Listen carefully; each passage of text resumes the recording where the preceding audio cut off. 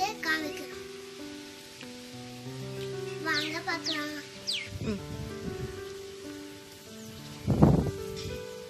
இந்த கல்லியா கப்பலாடி கப்பலாடி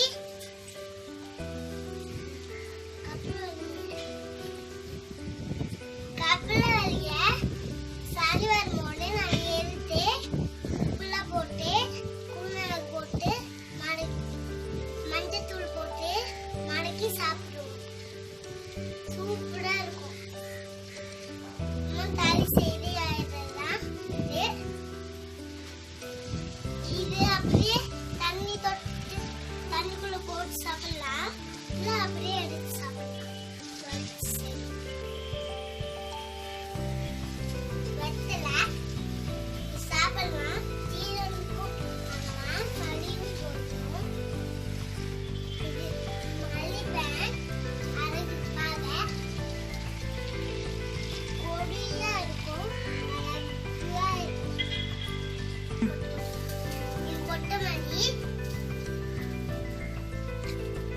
இது எல்லா சாப்பிடும் போகலாம். இது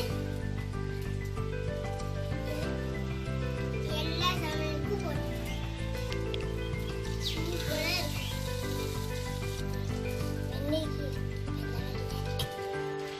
இது வெந்தய செடி, வெந்தய செடி, பருப்புலாம் போட்டு சாப்பிடலாம். இது காய வச்ச மேத்தி வேவறதுக்கு யூஸ் பண்ணிக்கலாம்.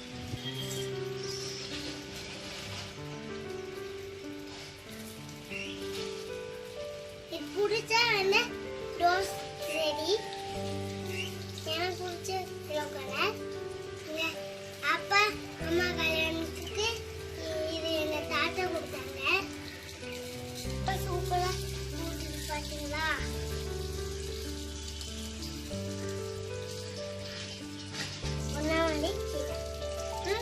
பொன்னாங்கண்ணி கீரை சமையல் செஞ்சு சாப்பிடலாம். எவ்வளோ என்னமோ போட்டுருக்கோம்.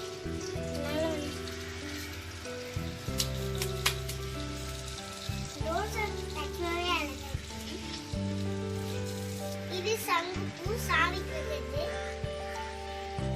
இது டேபிள்